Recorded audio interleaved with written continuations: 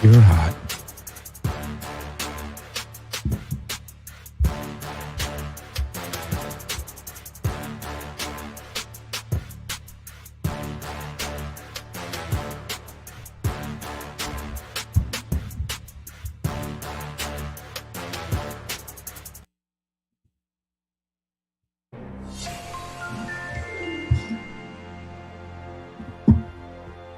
Hey, welcome back to the Combo Couch, everyone. Pasta Jardula right here. Hi, guys, and I'm Fiorella.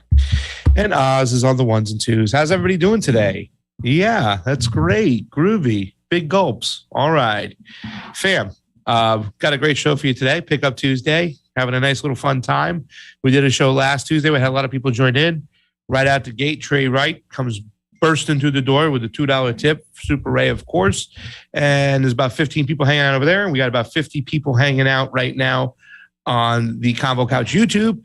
So like always, right now is the time we're going to ask everybody to like, share, subscribe, do everything you need to do. And thank you so much for supporting the show. We couldn't do without you guys. This is all about you guys putting us in a position to do what's necessary to bring you guys the truth. And of course, we had an announcement the other day that we'll be going to Colombia. We'll be talking more about that throughout the whole week. Fee's got a story today on Colombia, what's going on. And the time is getting closer and closer for us to get there and do what we do best. So thank you for all the supporters right out the gate. We're just going to keep it rolling. And I think we should jump right into it, fam. Unless you got something else to say or an announcement. I'm talking too much. Go ahead. No, I was just trying to figure out the scheduling for some guests we're going to have on. Crazy times right now with everything happening, fam. Mm-hmm. No announcements yet. But we will have a lot of guests coming on next week, trying to get some on the ground people that we haven't seen. Also want to get somebody from Mint Press also to talk about the censorship and, them cutting off their funding as well.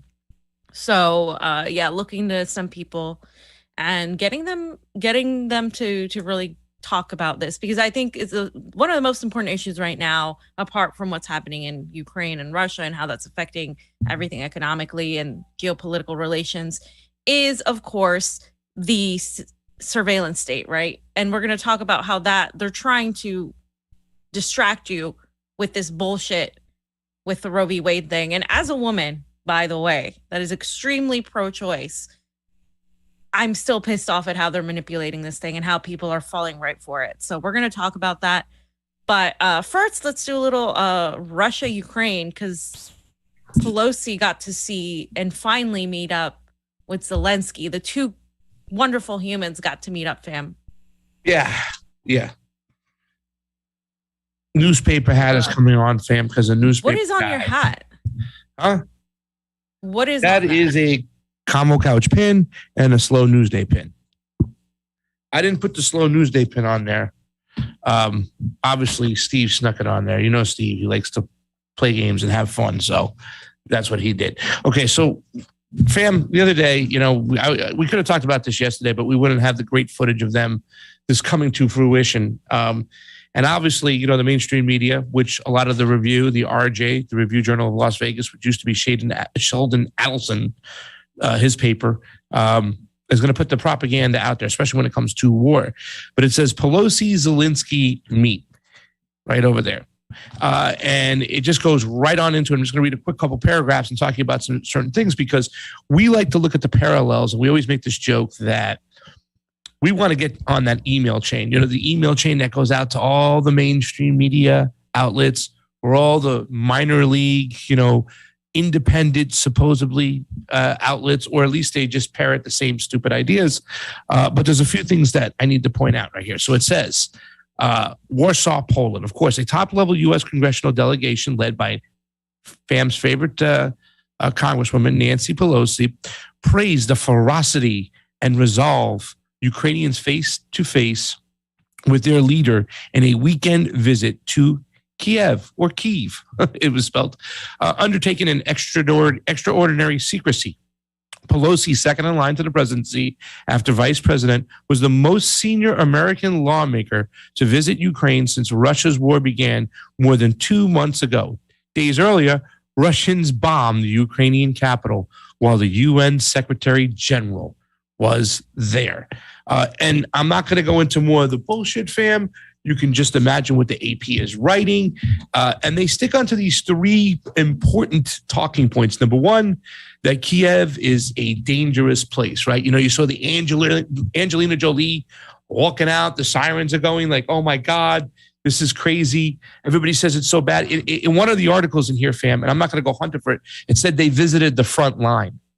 Kiev is nowhere near the fucking front line. And if it's so dangerous, how come we have celebrity after celebrity going there, lawmaker after lawmaker. I mean, Blinken was just there with Lloyd Austin. Now here comes Pelosi with a little delegation. Of course, Adam Schiff for Brains was there, fam.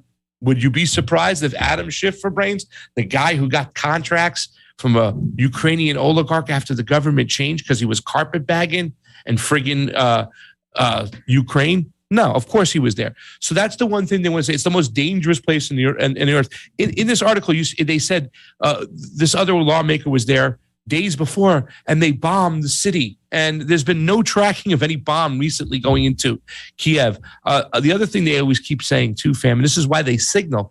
They said, we're going to fight till it's finished. We're going to fight until the fighting's done, fam.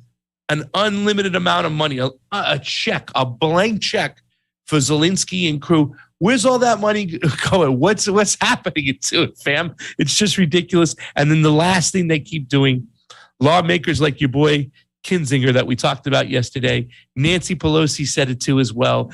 Your fight, Zelensky, for freedom is our fight for freedom. They're trying to draw those parallels that we have to do this, that this is a fight for freedom, that Russia and Vladimir Thanos Putin is going to expand, west and taking things. He wants to bring back the old Soviet Union. It's the most ridiculous thing I've ever heard. They've sold people a fake bill of goods, and they're just going to keep on running with it. And now they're not going to the taxpayers. Now they're getting money right directly from the printing press because, the taxpayers in America, we're wiped out. There's nothing left. Pockets are dry. So they're just going to print all this new money and give it to the Ukrainians, right? Meanwhile, we go out and we got to pay $6 for gas now, just about. People are living on the streets. I heard numbers of 800,000, anywhere from 600,000 to 800,000 people. And one of the biggest states to have the most homeless people, California, fam. California. But yet Nancy's doing all this bullshit. She signaled right here and there that she was going to give them the blank check they wanted. And guess what? They're getting it, fam.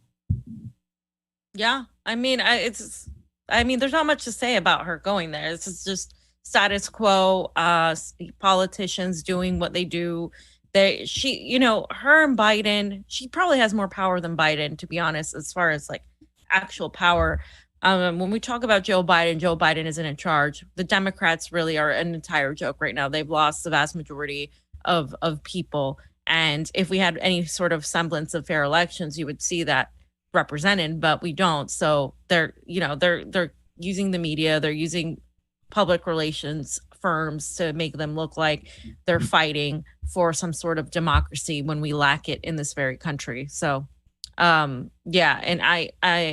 Zelensky is yet another puppet. So you got two puppets at the helm. You got Joe Biden, you got Zelensky, and you got the vast majority of the other narrative managers pretty much in line, doing everything they can to continue this facade, because we all know that Russia is conquering a lot of these cities and they are winning this war on the ground. On Twitter and social media, you'll see the opposite. You'll see these Ukrainian bot accounts push that Ukraine is winning and that Russians are losing and that the ruble is terrible. But the ruble is at its highest. Again, it keeps increasing its strength while the US dollar is backed by nothing. It's not real money. It's just backed by a gun. So let's get into it. I dropped the AP because the AP seems to be doing a good job. It says Pelosi in surprise Kiev trip vows unbending U.S. support. Unbending, fam. They're not going to bend on this one. Warsaw, a top-level U.S. congressional delegation led by Speaker of the House Nancy Pelosi, praised the ferocity and resolve of the Ukrainians. We talked about all this stuff right here. We went down into it. Our commitment is to be there for you until the fight is done. Pelosi is seen telling Zelensky in a video of a meeting released by his office. We are on the frontier of freedom, and your fight is a fight for everyone, fam. Thank you for your fight to freedom, she tells Zelensky. But if we go to slide 10, this is what it looks more like. Walking into the annual stockholders meeting to discuss the latest plan to shake down the American taxpayer. Right there. And there they all go. Zelensky, Pelosi, Adam Schiff, the whole 9 yards. And here we have a little video too from Nance. This is her going to meet with Zelensky. Fam, keep your eyes on Zelensky. Tell me, look at his behavior. Tell me what you think about it. Take a look at this video right here.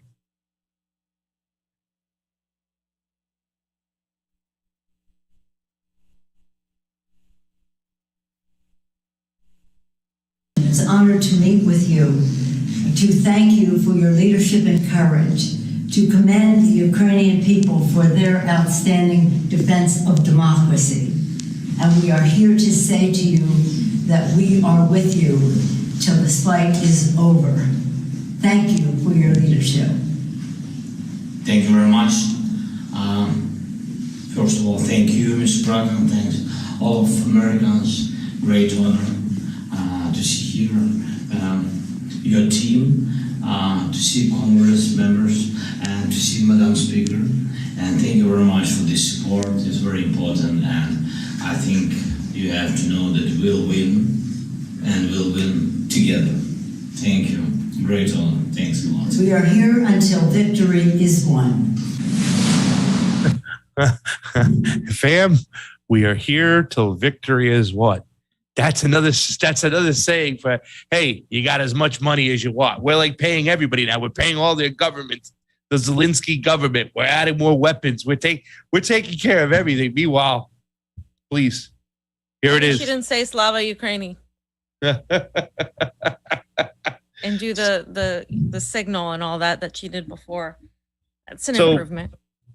Speaker Pelosi visited Kiev the other day. Maybe she should go visit the homeless encampments in San Francisco and explain to people living on the streets that there's no money for housing because she is sending billions to Ukraine for weapons rather than help people here at home, fam. Fam. The next tweet by my friend Murray says, do you really believe Nancy Pelosi cares about what's happening in Ukraine? She doesn't even care what's happening to people in San Francisco. We've been to San Francisco. The homeless issue is ridiculous. It's all over the place. It's sad. It's hard to deal with. But yet we have billions of dollars, $33 billion more we can cut a check for. How are people not out in front of our house right now going crazy? But once again, these are San Francisco uppity people. They're liberals. Right? Yeah. They're elitist liberals who make a ton of money and who are not living in that reality. Unless they're getting like their car broken into or something broken into. And then they're like, these peasants and these people are just breaking into shit. And, we need to really push these people out of there. That's her district. So, yeah, most people in her district are pro-Ukraine, pro whatever they tell them to be. They are brainwashed to no end. And that's like why it's so hard to, apart from the fact that we don't have fair elections, apart from that, like it's so hard to get any of these people to say anything. Now there is like a rising awareness that these politicians aren't doing anything. Democrats control all three. Like they control the House, they control the Senate, they control the executive branch.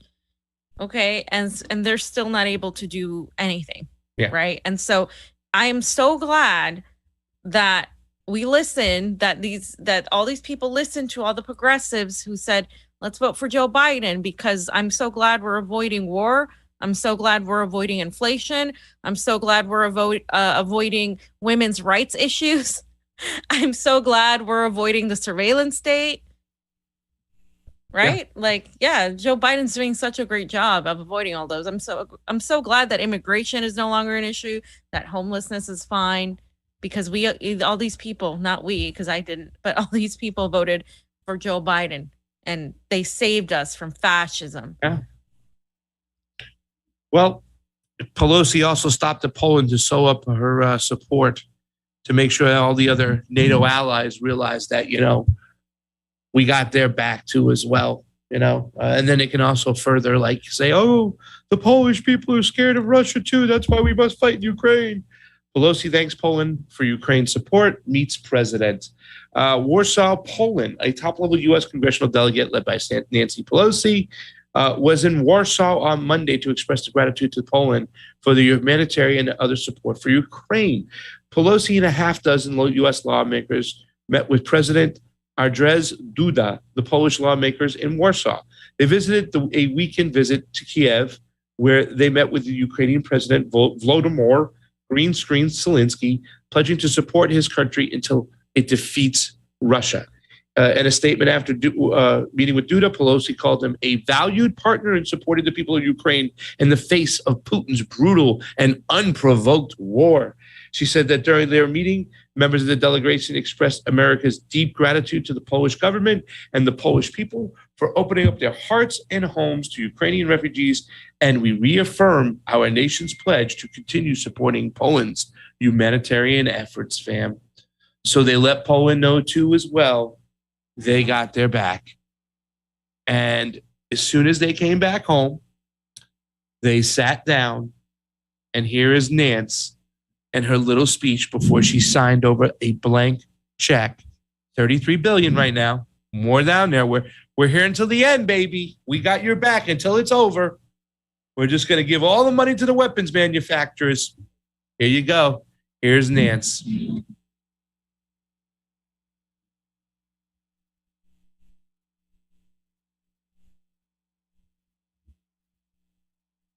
It's not playing? She hiding. Weird. Joining members of the congressional delegation to Ukraine and Poland meet at the U.S. Capitol for the bill enrollment ceremony for the Ukrainian Democracy Defense Lend-Lease Act of 2022, a bill reviving the Lend-Lease program to help Ukraine fight for freedom. I think it's coming. There we are.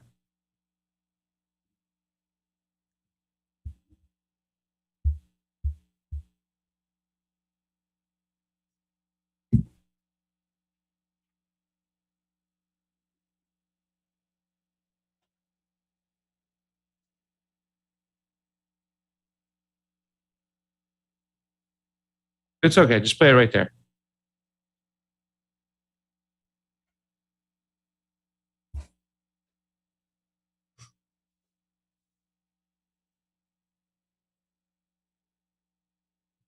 All right, we don't need to play it there, but you see, she signed the bill.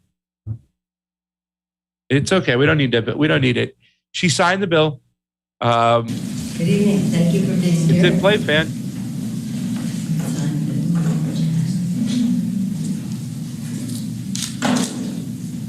Playing honestly.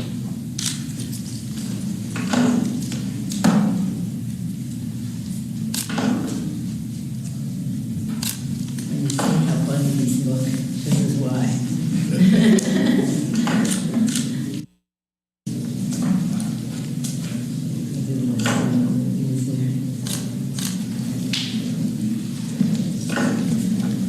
Here we are, the legislation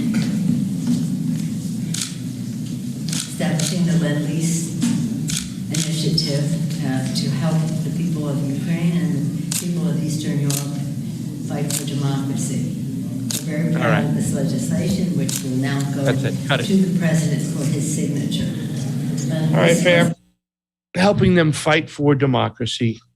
Keywords, code words, so you know what's going on. Anything to say about that? I mean, it's just more showmanship, right? It's just more PR. It's more bullshit. It's more. People should be really pissed off with what they're doing right now. Like, they're gloating about how much money they're giving to Ukraine, and completely commenting that they have to see about any sort of student debt forgiveness or action. This is why the whole student debt debate really, like, even if you are against it because you already paid it off or whatever, why are you more mad at the people who are advocating for it rather than the people who are wasting money on a bunch of bullshit that doesn't help anybody? Because if you do want a better economy and a stable economy, and you want this current system to work, wouldn't it be beneficial if people had more money to spend and they weren't in debt? So it doesn't make sense to me why people like oppose it. Like, even if you're like mad that you already paid it, like, advocate for you to get something out of it, but don't say that just because you already paid it, nobody gets it. And that's what we discussed last time. It's like, well, you're mad at the wrong people. you're mad at you should be mad at the politicians and at the system that is obviously built on us being a gigantic military base, and first and foremost, right? And the people that that focus on the who and not the what, as we were discussing yesterday, do it because they still have to hold up that this country is some sort of democracy and that they have freedom, when no, we don't have either. And it's definitely not a constitutional republic either.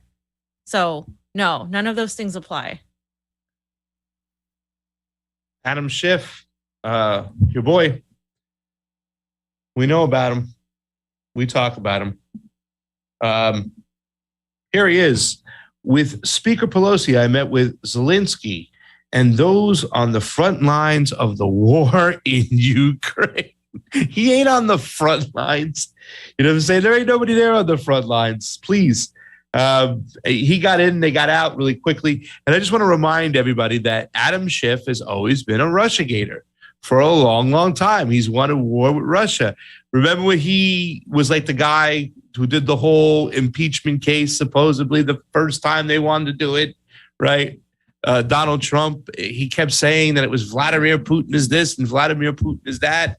This guy's always been a warmonger. So I pulled up the old tape of him and Tucker, fam, going at it. Once again, this is him trying to say that the Russians hacked the elections.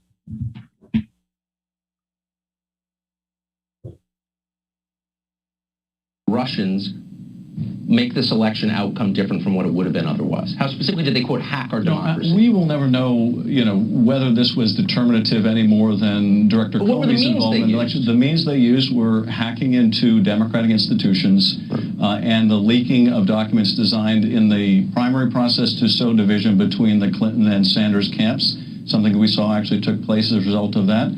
And then in the general election to attempt to discredit Secretary of State Clinton in a way that would harm her and would help Donald Trump. How did they do that? Well, it was pretty obvious, wasn't it? They hacked, they released documents that were real. Oh, yes, they were real, and they were ones that were damaging to Secretary Clinton. Can you point to documents that they disclosed that were damaging to the Republican Party? Let's just get to the bottom line. You're upset because you think this affected the election. I get why you're upset.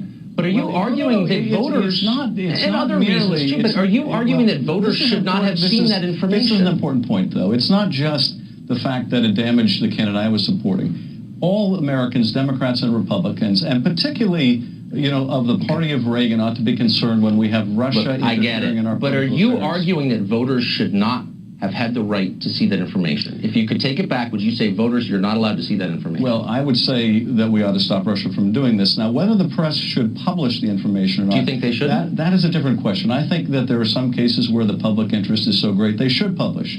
But I also think, and this was an issue I took with the press during the campaign, that when they do publish information that the Russians have hacked and the Russians want us to see, they ought to inform the public of the provenance of those emails. But they don't know it, and neither do you. You don't know that. You don't know that the government. I think it's really irresponsible for you to say you know that the Putin government. You know what is irresponsible, Tucker, for you to make that claim without looking at the evidence, and more importantly, you can't say that you know the Putin government. More importantly, for the president-elect today.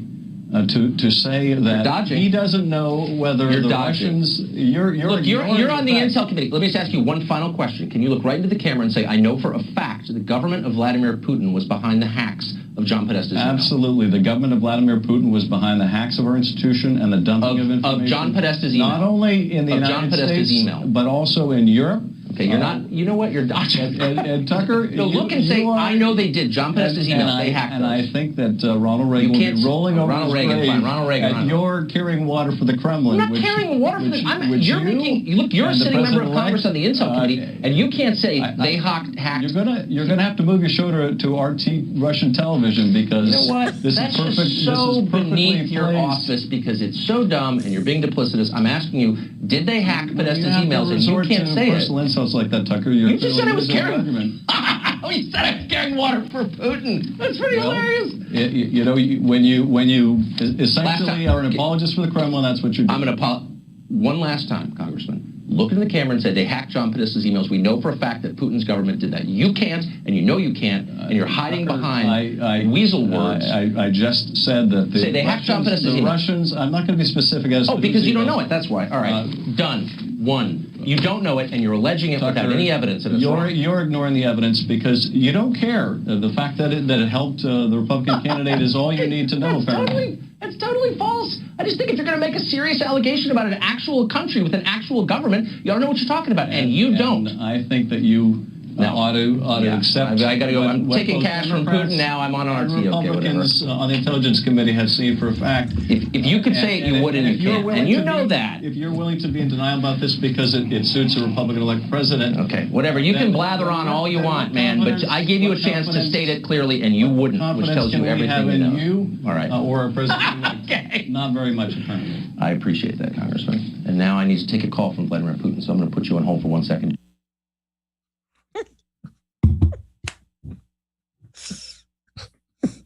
Fam, you're using I got weasel Vlad words. on the phone. I got Putin on the other line. Excuse me. And you know, everybody uses this behavior and they get away with it. It's like, you know, they were almost setting the table for this moment for their bullshit propaganda war, right? Like what did it say in the Business Insider? Like, you know what I'm saying? You need to join RT. Yeah. You're going to have to move your show to RT. Carrying water for the Kremlin. And what did it say in the Business Insider about like, you know, my relationship with Caleb Maupin, and we're not sure what relationship Caleb has with the Kremlin, like insinuating that he's on the phone. Vladdy, they do this shit all the time, and they get away with it. Like, you know what I'm saying? Yeah. Everything he said to Tucker has been said to me. Oh, yeah. Like literally, like you're carrying water for the Kremlin. You're this. You're and like, and they're reinvigorating the conversation. Somebody was saying the other day on CNN, we know that Russia was involved with the hacking of 2016. Like, no, you do not. That's a lie. The greater thing too in that discussion was Tucker asking him like, so you think the American people shouldn't have seen that information? Yeah. You know, and that information, of course, was released by WikiLeaks. Yeah. Thank you, Julian. And that's what allowed us to really understand how deep and corrupt our elections were, because, you know, you could go back to the 2000 elections and be like, okay, the hanging chads and all of that. But the way they manipulated things against Bernie Sanders really opened up the door for people like us to be like, okay, like this is a rigged system. We don't have fair elections. So what are we doing? Fighting for this in a system that is never going to allow us to have an even shake at it, right? And so that's really what did it. So without that information, a lot of people would still be thinking, oh yeah, if we just keep, you know, trying and getting our people in there, we'll continue. And there's still people that think that in spite of every little bit of information we have. But that really woke a lot of us up. And for Adam Schiff, he didn't say it, he deflected. But really, yes, if he had the choice, if he had a button to unanimously ban anybody from seeing that information, he would have done it.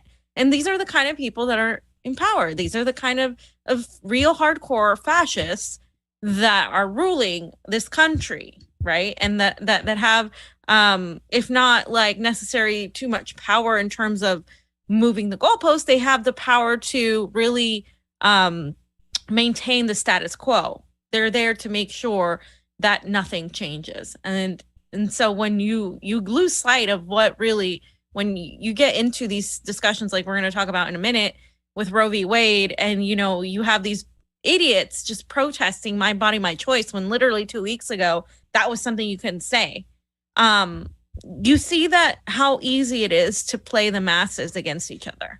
Yeah. And it's really just unsettling to me how that is just so easy for people to still get duped into this whole thing. Mm-hmm. Weasel words. Fam, let's read some super rays. We'll get to the next section because we only have 2 more sections today, but we have a timeline and a deadline today. Trey Wright, drunk meets cocaine addict. That's what you meant to say in the title. Love you both. Drunk meets cocaine addict. Drunk who likes chocolate ice cream meets cocaine who needs more. Margaret, thank you for the super great contribution. It's surprising to me that so many fall for these Democratic fundraising stunts. How many times have we seen this? If not abortion rights, it's gun control, climate change, kids in cages, yada, yada. It goes on and on and on and on and on. Margaret, thank you so much for the super great contribution. Cultist Demon, what's going on? Is propaganda free speech? Should small or weaker countries like Cuba or Nicaragua simply allow the CIA to outspend and outgun them with massive and sophisticated propaganda?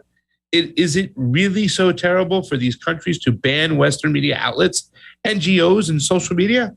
Would you consider that to be censorship? Or if so, would it be justified? Put yourself in their shoes. Cultists, I don't know about that right now. I don't hold anything against Putin for banning Facebook and Zuckerberg after they've been, gotten that same treatment back. However, I don't know. I would always say I'm going to put it out there and allow my people to decide what's fair and true. But I understand where you're coming from. Can I say something? These are massive companies with massive platforms, and they can overshadow people. Go ahead, fam. Yeah, no. So you're comparing apples to oranges here. What exists here is entirely different than what exists in the global South and what exists in countries that have to deal with Western hegemony, Western imperialism, Western propaganda, NGOs, the intelligence apparatus. A country like Cuba has only been able to maintain its sovereignty through careful just control of literally what type of NGOs come in, what type of people come in, same with Russia. Because especially a small island like Cuba, and then you have countries like Nicaragua, where they're super careful about, what if you're bringing in a certain kind of equipment. Why? Because they constantly are trying to overturn and overtake these countries, and the people there want to keep their sovereignty. And the way to make sure that their people don't get propaganda as by outside forces is to allow that the truthful flow of information that is there isn't some sort of propaganda. And you can tell what's propaganda from the West and what's actually the truth. Because when we went in there to cover the elections, we weren't saying, Nicaragua's elections are amazing without having looked at the elections. We actually went through the whole process of looking at the elections. We went through the whole thing, and we were able to find people who were like, yeah, I'm not a fan of the Ortega government, and that's fine. They weren't a lot of the people that I spoke to that were not fans of the Ortega government weren't persecuted and weren't put in jail. It was the people that received funding from American companies and NGOs to overturn the Nicaraguan government and install a coup that were the ones that were placed in jail. There's a big difference between defending yourself from a gigantic empire through being careful about what people and what agencies you allow in, than literally censoring people when you're an empire and when you only allow one narrative to be told, and you have the power to literally promote propaganda all over the world. Cuba isn't promoting propaganda. Nicaragua isn't promoting propaganda. They're not trying to sell me that, come over here. Socialism is great. They literally say, well, if you're in this country, just respect our sovereignty. And that's all they ask for. Same with Cuba. And it's not to paint them as idealistic. There's issues because of sanctions. There's economic issues. There's definitely opposition. Some people want to be more westernized in certain parts of the country. But a lot of that is because of U.S. propaganda and infringement. If I were a leader that was constantly in a country that was trying to get taken over, I would absolutely take any measure to stop any sort of propaganda from coming in. And I disagree with Pasta there, because at that point, it's been shown that if you allow people to look at some of the Western propaganda that is actual propaganda, if you allow, for instance, the NGOs to come in, if you allow the CIA to come in, and you're like, okay, well, let's just have them come in and see, you're not going to last, because that's CIA, NGOs are different than media. Media. There's NGOs, oppositional media there. Yeah, I'm not opposition going to media ban there. media. I'm not going to ban speech. I'm going to ban NGOs coming in with actual money and weapons. That's one thing. I'm going to ban the intelligence apparatus from the West coming in to even try to make contacts to give weapons and money and that sort of thing. But speech out there, I would just combat it with more speech. That's what I would do. I just wouldn't cut any type of speech that could come into like another opposition, like we talked about, media and whatnot. So, and I realize it's propaganda, but I would meet it on the battlefield. I just wouldn't ban any type of outlets or media or speech. That's what I would do. NGOs, totally different. CIA, totally different. NGOs, I'm not letting in because they're going to actually do funding and give weapons, and I'm not going to allow that to happen. So, yeah, I mean, and I do think Cultus said there is a difference, even in like, I wouldn't say I would ban speech, but I would say like there is a difference. Like if a country were to do that as a counter to what the U.S. is doing, like by banning their information, that's a whole different thing. That's like what's happening in Russia. Russia didn't decide to ban Facebook and Twitter. They were banned. They took RT off everywhere. They took all Russian media off everywhere, which is why Russia reciprocated in that way, because they're like, well, we're not just going to allow your propaganda in here while you don't allow our news over there. So it's I think that's different than I would do that, because then what else are you going to do? Like they're just going to receive one narrative, the narrative that is the propagandized narrative, and that you're allowing them to have that in this country, but you do not get to get your story out there. I think there's an exception in that case where they're having like this war and they're having this tit for tat. It's unfortunate because people should have access to like social media, but you see how written that social media is with just Twitter, Facebook, all of that. Like it's just pure propaganda for Ukraine. So that's where we differ. Yeah. I mean, I don't see anything wrong with what Russia's doing because of what the U.S. is doing. So I think that's it's hard to generalize to say I will never do this, because there are situations that you have to look at a case by case basis. But yeah, just to answer your question, Cultus. That's it for the Super Rays. Okay, so let's go.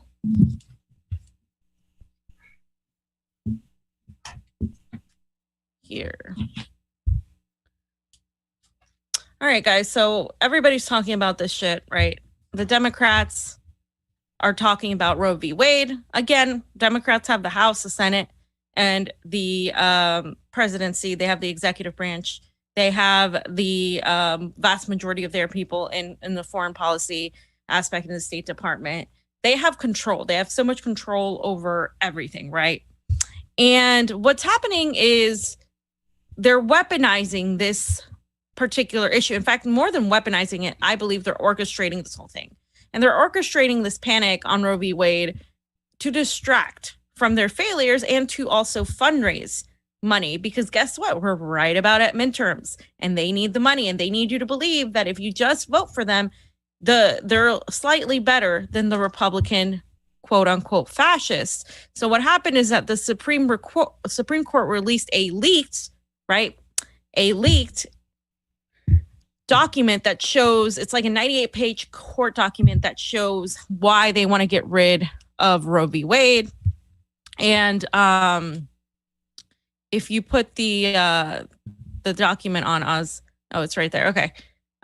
If they basically said the Supreme Court has voted to overturn, and this was released by Politico, abortion rights in a draft opinion. So it's just a draft opinion.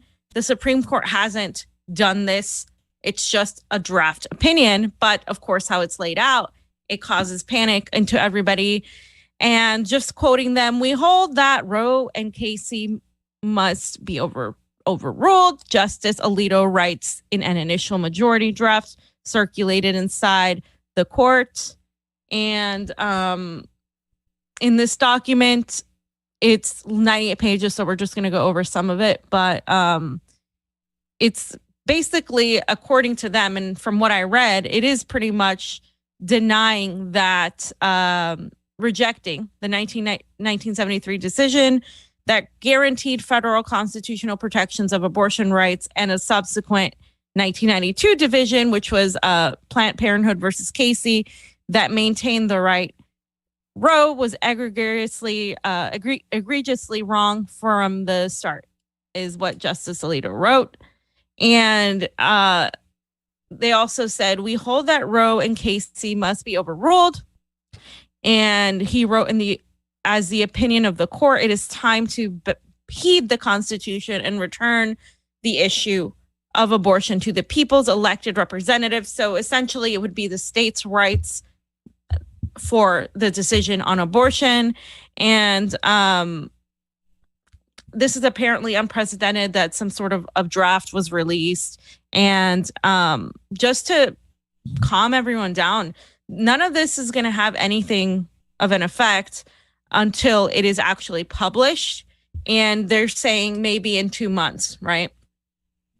You have to really take the midterm elections into account for this. So according to the text, the immediate impact of the ruling would be to end the guarantee of federal constitutional protection of abortion rights and allow each state to decide, like I said, whether or not to restrict a ban on abortion. It's unclear how many changes have been made, and this has never been displayed publicly. So let me put it this way. Drafts of the court happen all the time, but they've never been displayed publicly. So the fact that this was leaked signals to me that this was entirely orchestrated and planned, because why would something be leaked like that unless you could manipulate it to fundraise or use something up about it, right? This is an extremely controversial and divisive issue.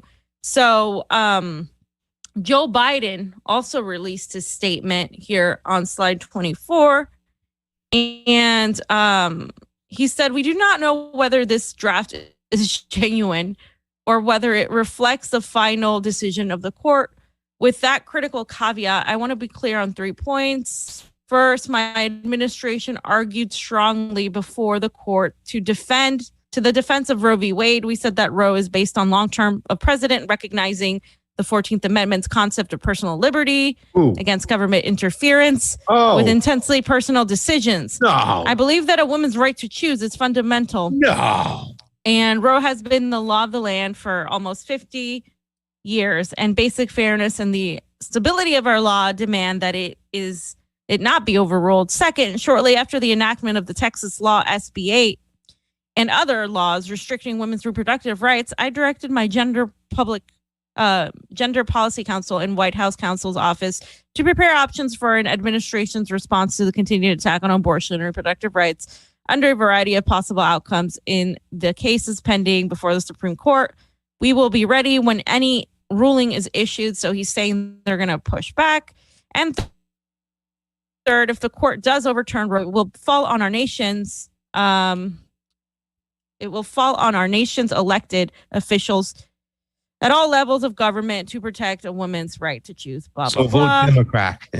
Vote Democrat. Right. So that's why you have to vote Democrat in all states, because you don't want all the states to go red for Republicans. So now the contradiction, as why Pasta was laughing, is bodily autonomy and women's right to choose. Recognizing the 14th my body, Amendment. my choice. Yeah. Personal liberty. Okay. Personal liberty. All of that went the hell out the window with the vaccine mandates, and continue with the forcing of children to get vaccinated, forcing of parents essentially. Oh, if your kid isn't vaccinated, they can't attend the school. If your kid isn't vaccinated, well, here are the consequences. It's essentially forcing people's hands to vaccinate their children with their propaganda and all of that. So all of this that's happening with My Body, My Choice and all these activists that are fighting out there were extremely silent when a lot of people were losing their licenses, their careers, their jobs, their everything, when simply they were saying no to mandates. When the Canadian truckers went out there and protested against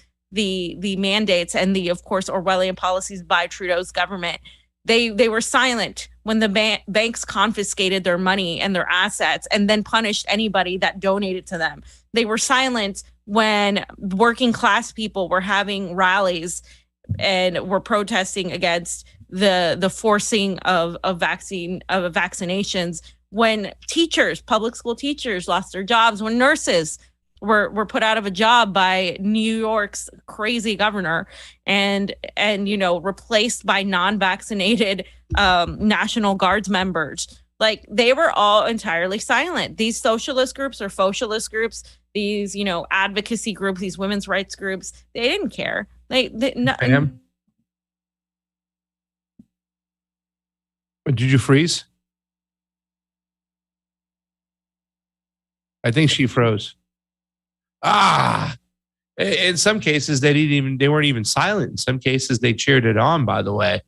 Kind of crazy stuff. Let's see if she comes back. I think we lost her.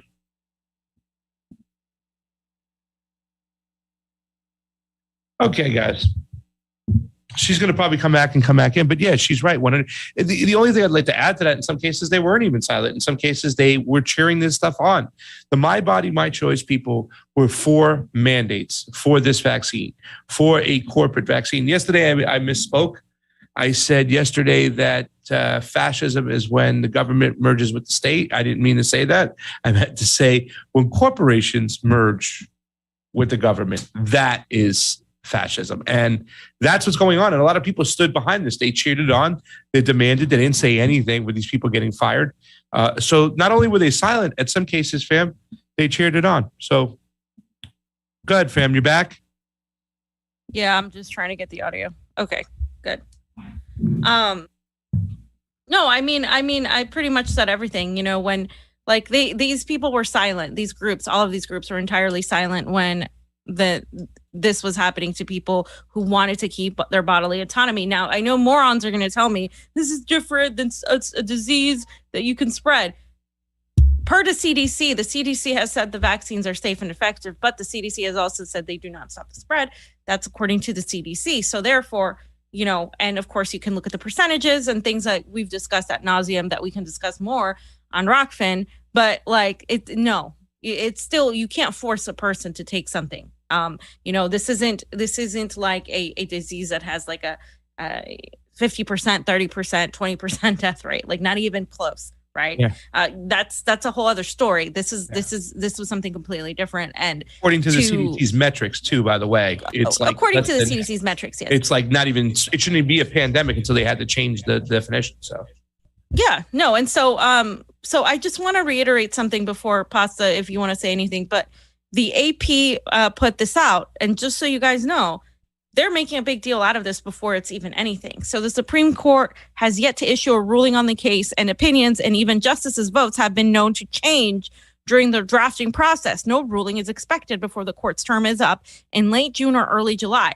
So just so you know, this is clear to me that this is an orchestration by the Democratic establishment, and perhaps in line with some of the Republican establishment, because guess what? They both fundraise off this issue. This issue is the most divisive issue ever. You have people on the right that are like, no, not at all. Never. No, never. Abortions aren't allowed at all. You're killing, a human being. And then you have people on the liberal side that are like, full abortions, no limits on terms. The reality is that Roe v. Wade has a restriction on third trimester abortions. It does not allow for them. I think that there is a case-by-case dire circumstance, but most of the time, Roe v. Wade is against third trimester abortions in most cases. And so what is happening is something Nico too pointed out, that he saw this too, is that if you have an overturning of Roe v. Wade, everything would go to the states, but then you wouldn't have these laws set. Sure, you could have some red states that say no abortion's allowed, but you're going to have a lot of the blue states that are going to, allow it completely. So then you're just going to have this very divisive state by state sort of thing. And it's just not going to work. I just don't see this actually happening. And they want to fearmonger people into this world where it's like the Handmaid's Tale, because that's the kind of propaganda they use. Oh, your nightmare is going to be a bunch of Republicans and theocrats and stuff wanting abortions. Let me remind everybody that Nicaragua, one of the most socialist and leftist countries in the global South, does not allow abortions. And the vast majority of these leaders are anti-abortion because it's a religious thing for them. So to all the people and some of these anti-imperialists who say that, oh, it's only right-wingers and theocrats who are anti-abortion, they need to go to the global South. And a lot of these countries in South America, Central America, that have more left-leaning governments, they're still not there on abortion. And guess what? We're not calling them right-wing fascist theocrats. This is just another issue that is entirely divisive, and it's often weaponized for funding. Fam, newspaper guy, real quick, just so you know, because it's kind of interesting that you pointed out that each state is going to have their own specific laws. High Court draft Roe to fall. Leaked opinion hints at overturning abortion ruling. This is from Washington. A draft opinion suggests the U.S. Supreme Court could be poised to overturn the landmark 1973 Roe versus Wade case that legalized abortion nationwide, according to Politico report released this Monday night. A decision to overrule Roe would lead to the abortion bans in roughly half the states and could have huge ramifications on this year's elections, like you pointed out, fam. But Nevada would likely not be affected. Nevadans in 1990 approved Question 7, which codified a statute allowing abortions within the first 24 weeks of pregnancy, fam. That's your newspaper guy giving your newspaper report here in Nevada. Fam. And by the way, like 24 weeks is 6 months. So once you enter, that's pretty hefty. That's a lot. Like that's 6 months.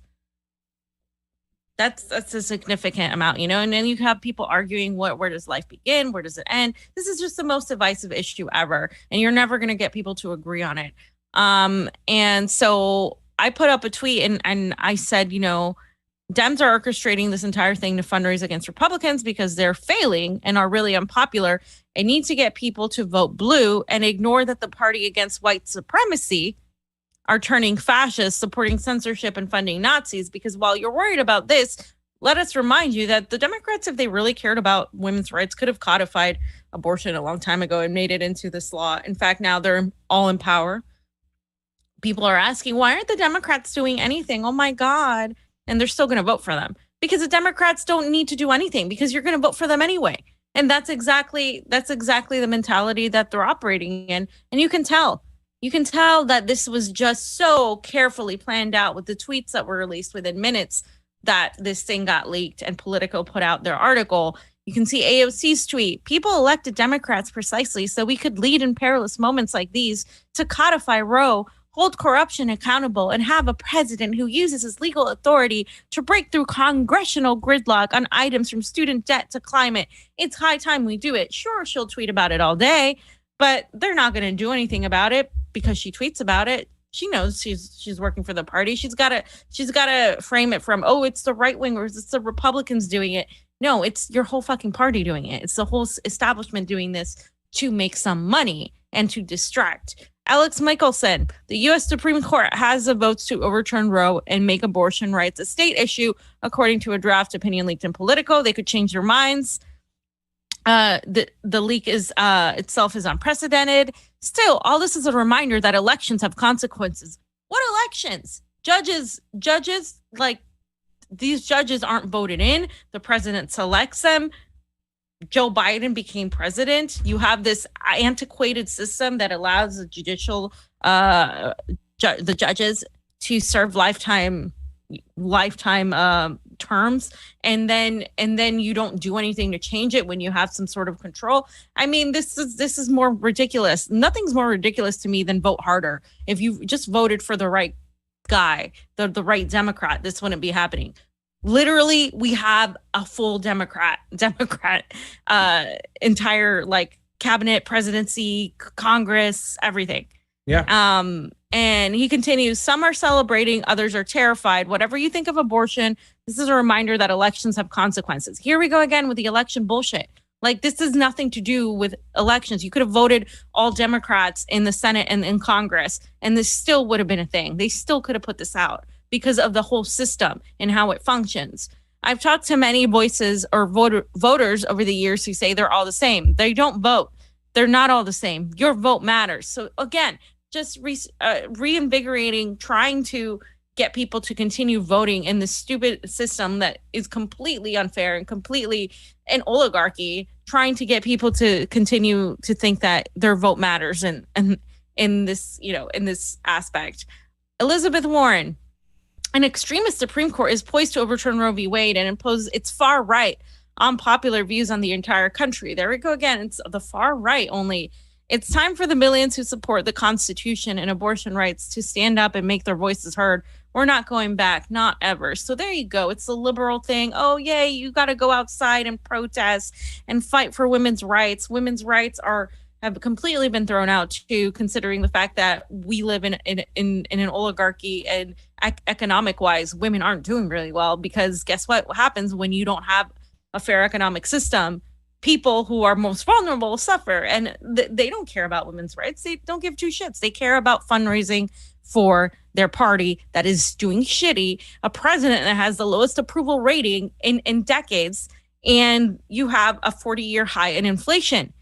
And then you have this liberal right here, Hillary Clinton, warned you every damn day that the Supreme Court was at risk. So if you voted for Trump or Trump proxy, explain that to your daughters and granddaughters.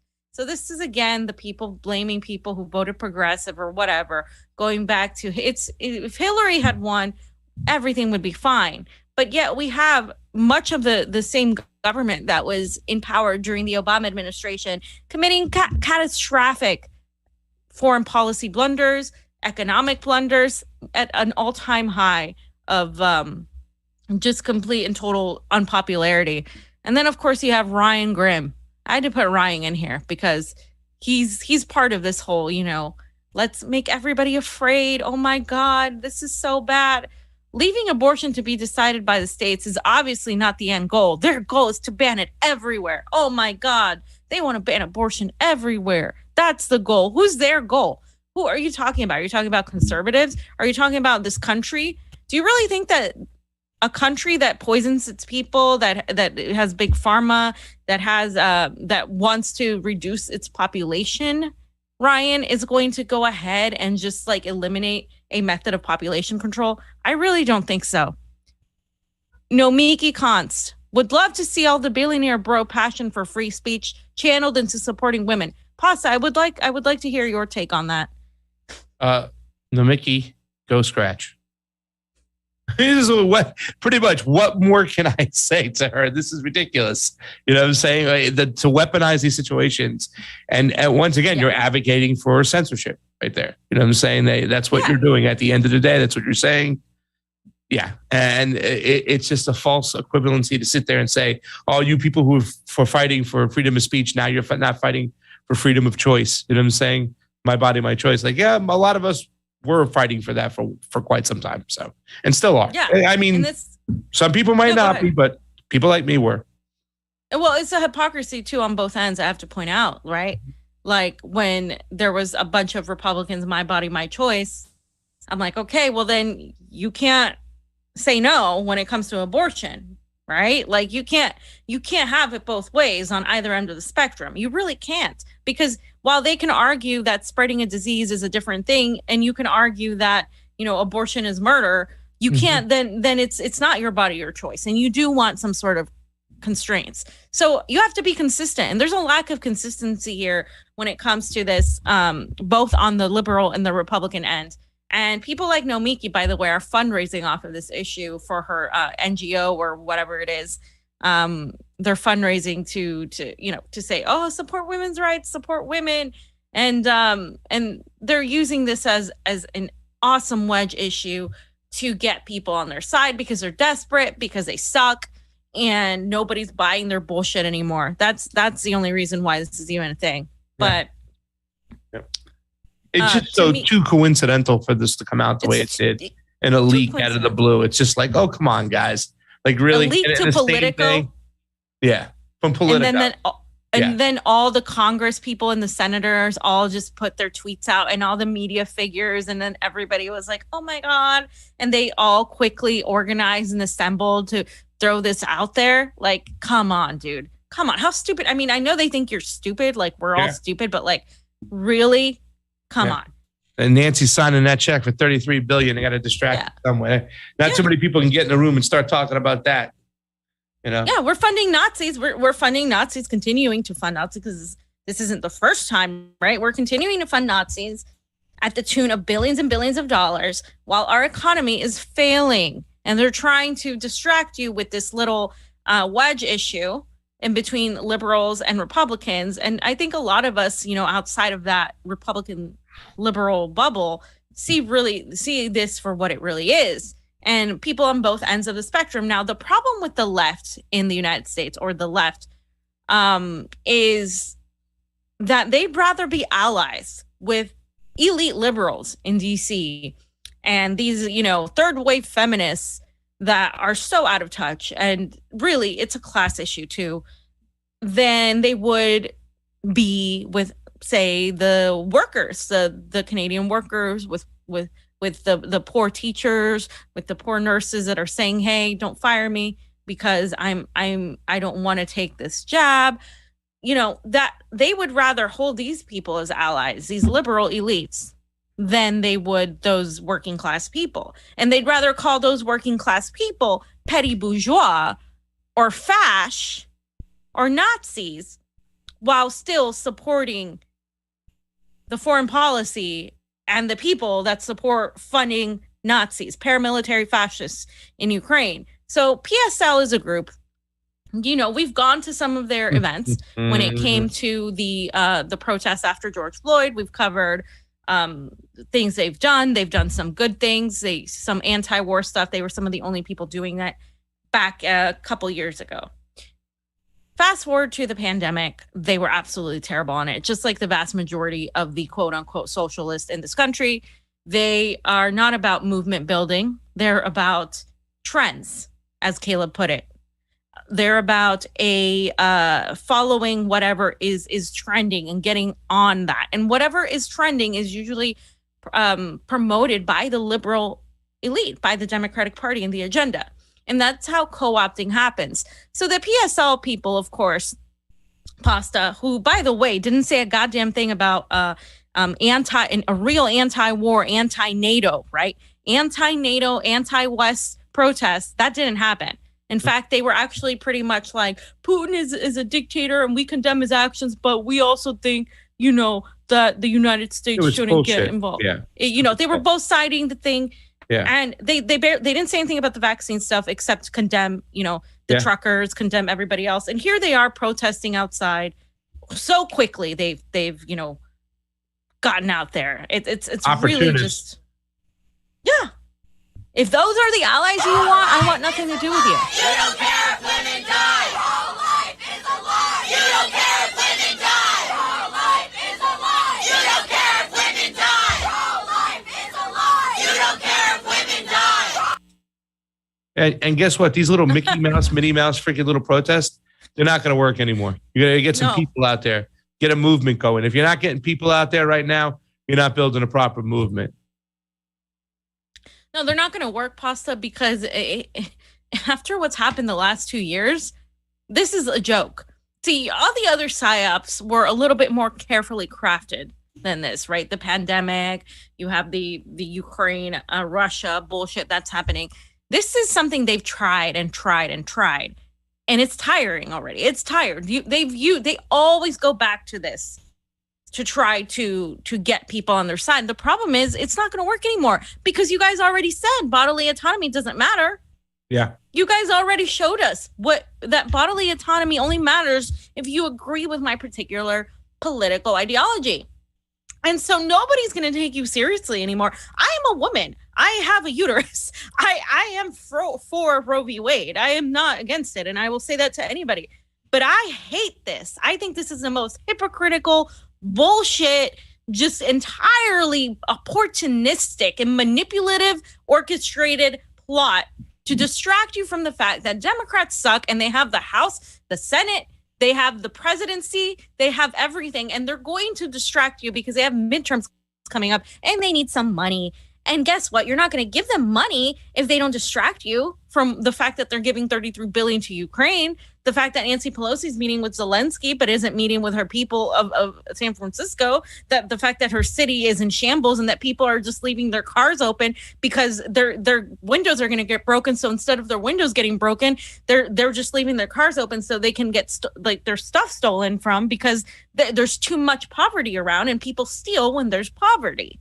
So they're doing this for us to talk about this in the news for the next few months and just harp on, oh, but is it just, is it legal, and should this and that, and you're never going to agree with some people on this. It's just not going to happen. This is an issue that is worldwide, an issue that people disagree on, whether you're here in the United States, whether you're in Nicaragua, whether you're in Europe, wherever you are. This is not an issue that everybody's going to agree on. Okay. And you'd be surprised how many people on the left are extremely not so keen on abortion. And this whole idea that it's just some right winger that wants it, sure, there's a lot of support for it on the right for religious reasons, but there are a lot of people that are like, wait a minute, how is this conducted? What is an abortion take? Well, that depends on how far along you are. And sometimes, yes, it is very cruel. And the baby has to be born, and then the baby has to be, eliminated. And that's something that, and I still believe that's a person's choice because they have to live with that. Not saying that I would necessarily go that far, but that is something that is a conversation to be had. And what happens with this, with gun rights, with climate change, and a lot of these issues, they're never discussed with nuance. It's always emotion and just back and forth, and it never gets us anywhere. And that's exactly what they count on to continue this culture war and have us fighting each other instead of really looking at why are they pushing this now? You have to ask yourself, is everybody so focused on this now? The reason we're talking about it from our perspective is to show you that it's a bunch of bullshit. That to question why they're talking about it, not because we're going to be like, oh yes, Pasta, give me your stance on abortion and I will go back and forth with you. Like, that's irrelevant at this point. Yeah. What is relevant is how they're manipulating you. Distraction. That's what it is. Red herring. Yeah. Chris Leone left the Super Ray contribution. Did you have anything else? I'm so sorry. Before we went into the Super Rays in the last section. No, that's it. Chris Leone, libertarianism a cancer, Pasta. It would suck if you drift into that ideology, Pasta. I mean, I'm for civil liberties and bodily autonomy, but the individualistic Ayn Rand bullshit they spew is cancer and toxic. Steve is hypocritical. He doesn't advocate for electoralism, yet he had a libertarian guy on plugging Dave Smith. Seems like Steve really likes libertarians, doesn't he? Libertarians live in a fantasy. Chris, I wouldn't really recommend you be a guy to build bridges the way you're talking right there. I am not a full-blown libertarian. I'm definitely not a conservative, fiscally conservative libertarian like the one we had on today. And I explained that on today's show. I'm a leftist who has libertarian views, and I hold those views very high. Freedom of speech. I'm against censorship. Freedom of the press. I want the press a free, an open, fair press, just like Julian Assange, what he was doing and stuff. I'm for fair elections. I'm a non-interventionist. You know what I'm saying? So there are views, but once again, I have socialistic views, and these are things I disagree with other people about. So once again, instead of calling people's ideology cancer, we want to say, hey, listen, I might disagree with it, but there's other things I do agree with, and have a populist mindset where a guy like myself is pushing for a mixed economy. I don't conform to just one ideology. So thank you for the Super Ray, Chris Leone. But yeah, kind of throwing darts in the dark.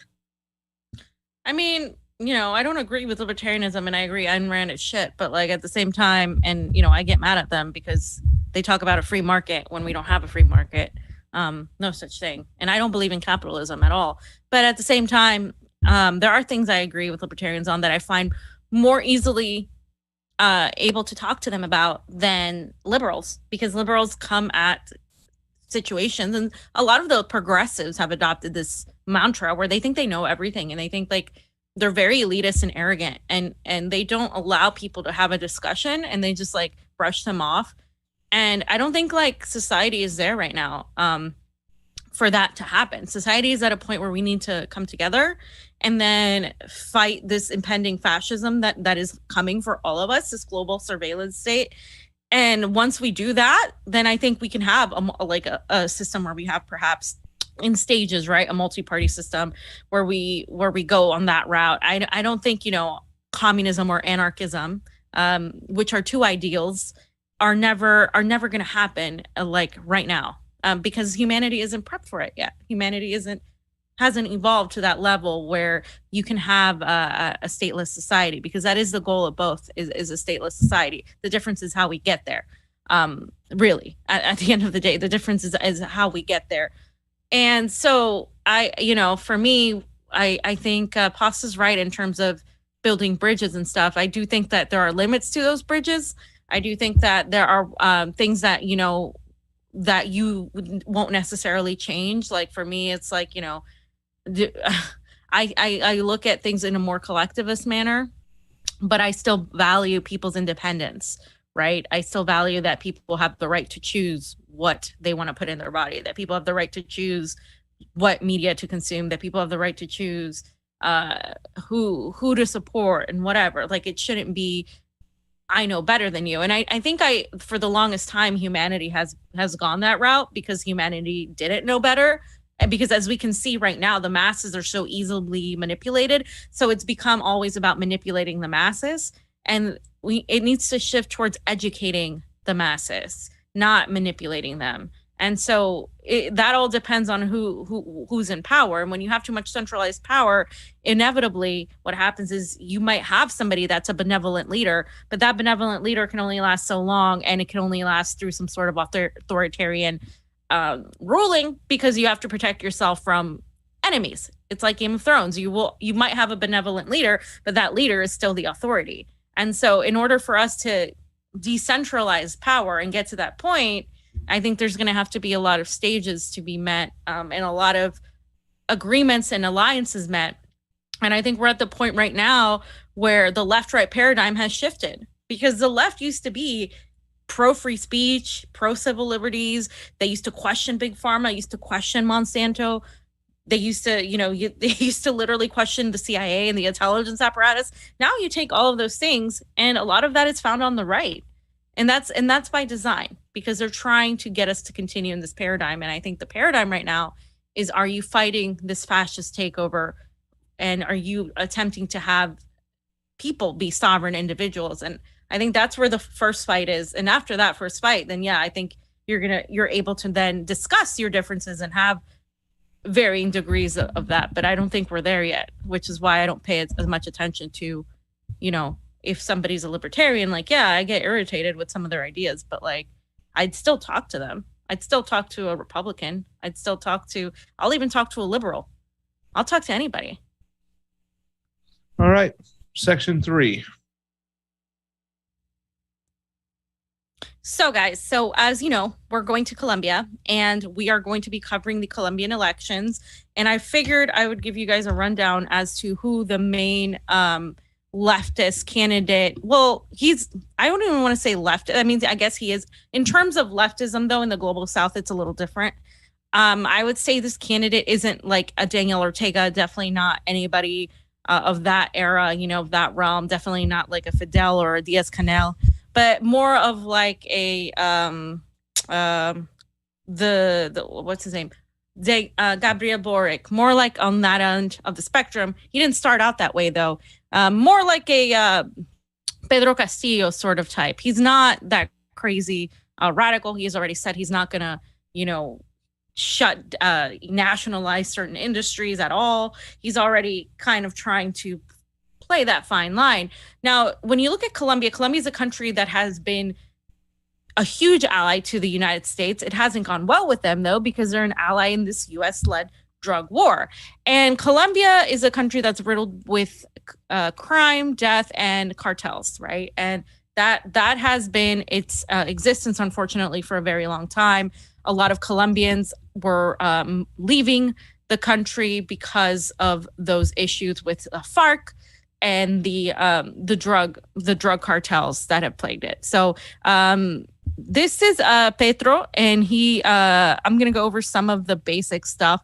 And his name is Gustavo. His first name is Gustavo, and he is the very anti-drug war candidate that has opposed the U.S. involvement in the drug war. And he is from Bogota, Colombia, and he is the front runner right now. He is leading the polls by a significant margin. And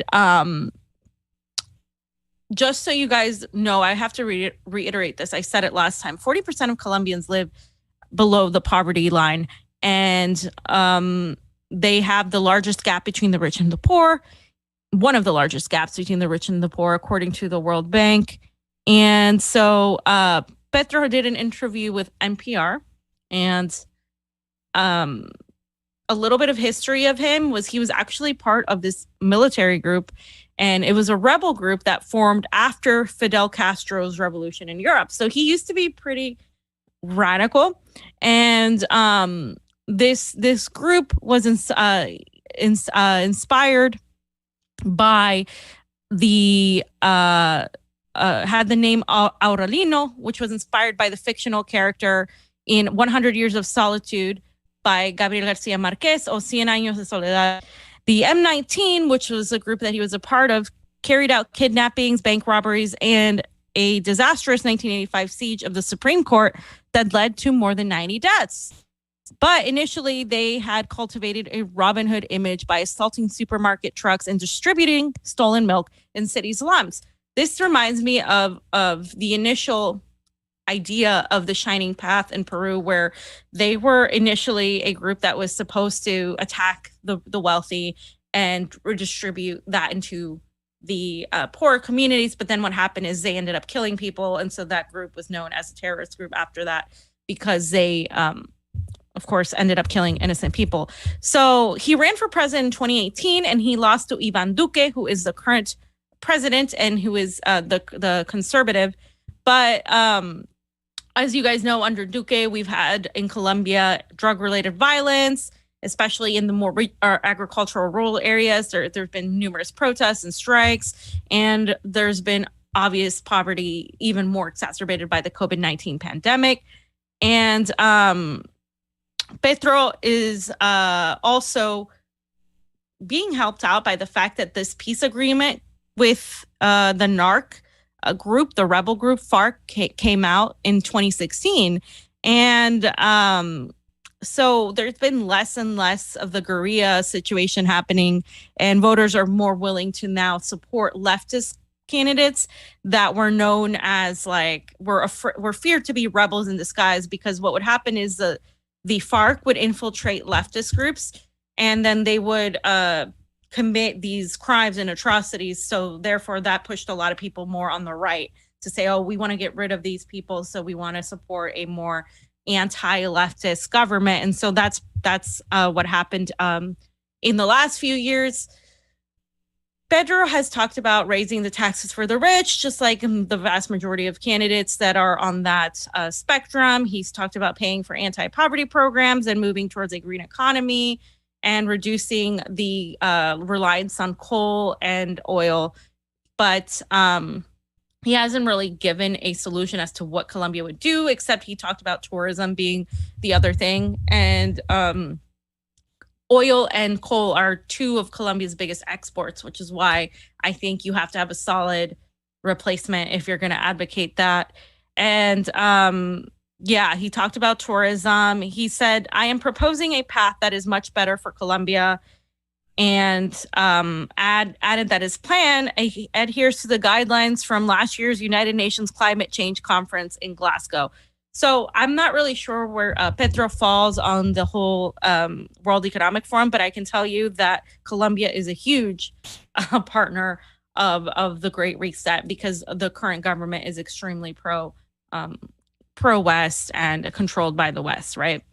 One of the reasons he is currently receiving threats, and his vice president has also received threats, is because he is a huge critic of the U.S.-led drug war. He spoke in an interview about forming a new relationship with Washington, and that he is a strong critic of the U.S.-led war on illegal drugs in the Andean region. Though he has provided no alternatives, he wants to renegotiate a 2006 bilateral trade deal that he said hurt Colombian farmers and manufacturers. He also wants more help from the U.S. to protect the Amazonian rainforest, which is it's so big. It includes Colombia, Brazil, and Peru, but a huge part of Colombia. And of course, as usually happens, like what happened with Pedro Castillo, the people who criticize him try to paint him as Hugo Chavez and Nicolas Maduro, and they've compared him to those two who are very once you compare somebody to one of them in Latin America, it's kind of off-putting for a lot of people who aren't trying to go there, because a lot of Latin Americans view Nicolas Maduro as a extremist radical, as a dictator, because of the Western propaganda too. And Federico Gutierrez is the guy that's behind him. He's the more conservative, more neoliberal candidate. And he's the guy that's in second place. And that's the guy that has called him, compared him to Nicolas Maduro and Hugo Chavez. He said, "You are Chavez and Maduro," referring to the late Venezuelan president Hugo Chavez and his successor, Nicolas Maduro. He also said a Petro administration would expropriate private businesses. According to Petro, he's not going to do that. So normally when there's like a socialist president, they try to nationalize certain industries and to keep that, especially to keep the US and the West from exploiting the resources of these countries, because these countries are resource rich, but they constantly get exploited. And what happened is that a lot of the times when you have countries like Honduras who are trying to like play ball, they refuse to do that. And it's kind of like a win in certain cases because they get more support, but it's also a loss because then they are open to manipulation by the West. And in this case, Petro is saying he's not going to do that. And as of an April 21st poll, he had about 38% of the vote, well ahead of the 7 other candidates, but below the 50% that he would need to not go to the second round. So in this case, in some cases, it's 40%, but in Colombia, he has to get 50% in order to avoid a second round.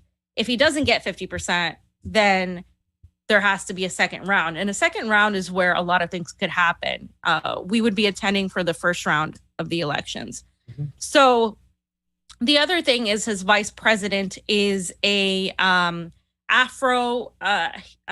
Colombian human rights activist, and she has also received death threats. And it would be the first time that there is an Afro-Colombian person elected to the country's vice presidency, and they have been campaigning alongside with that. There's a lot more cultural and a lot more politics that goes into that. There's a huge population of Afro-Colombians in certain regions, particularly, I believe it's Cali, and there's been a lot of exploitation, a lot of racism in those countries as well, in that country as well.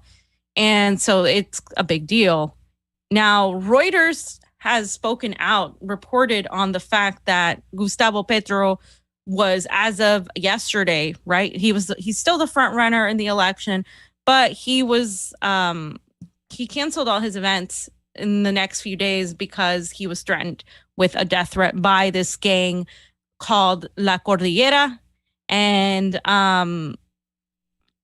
he is obviously not continuing in the next few days the campaign events that he had scheduled because of the very real threat he faces. According to work carried out by the security team, which received firsthand information from sources in the area, the criminal group La Cordillera was planning to make an attempt on the life of presidential candidate Gustavo Petro. And the campaign press officers confirmed the authenticity of the statement.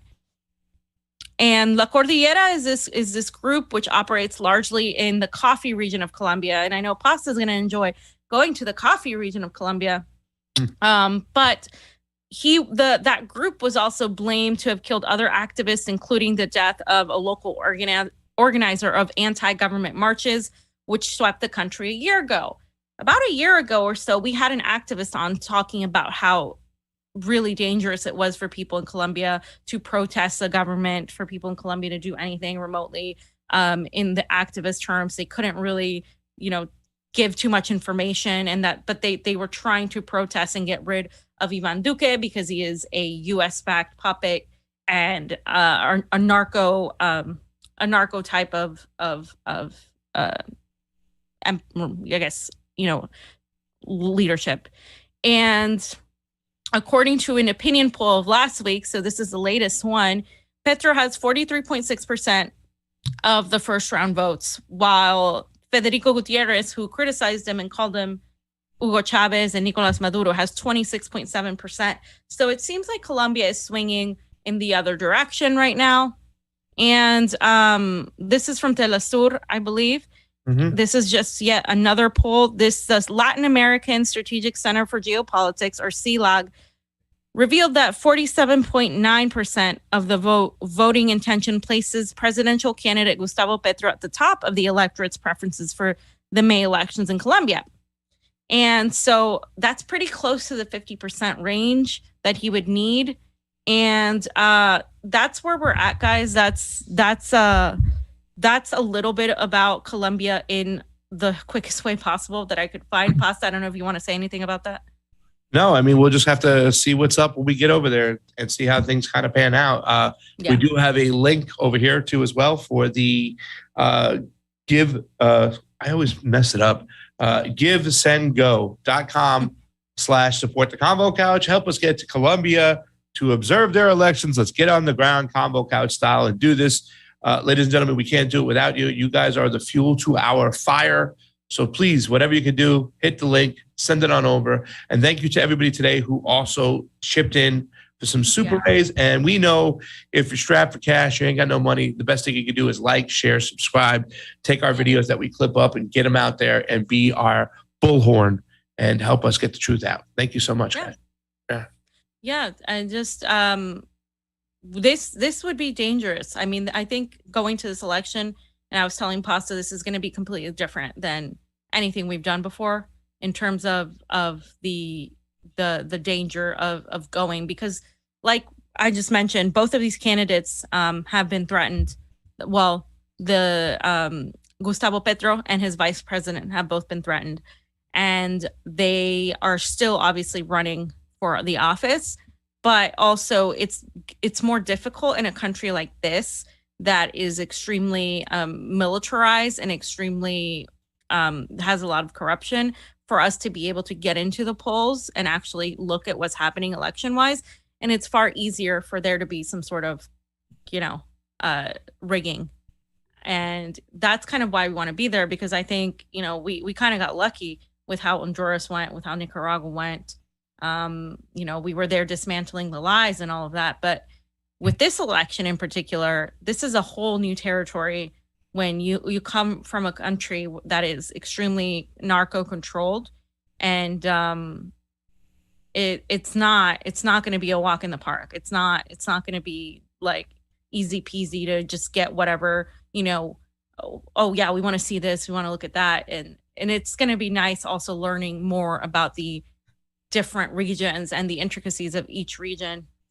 And I'm looking forward to being able to do that and bring you guys that as well, as everything that happens in the global south now is actually more important. With the shift towards the east, the global south is kind of jumping on towards away from this unilateral world into this multipolar world. And we have to watch how each of these nations does work when it comes to the global surveillance state agenda that we're seeing unfold before us. So, yeah. Okay, last one came from AREM, doing great work. Stay safe in Colombia, guys. I'm going to put the links down below right now in the Rockfin chat. It's over there. I'm going to go over to my YouTube's people. What's up, Steve? What's up, Rob? What up, guys? Thank you so much. A dingo ate me, baby. Guys, thank you so much for supporting. We really do appreciate it. Hit the like button. Hit the share button. Get it out there. Share that link. Jilly love. We love you. So that's it for today, ladies and gentlemen. We'll see you back tomorrow with for Pasta Jardula. Fiorella. Oz on those ones and twos. Convo out. Peace out, guys. See you tomorrow.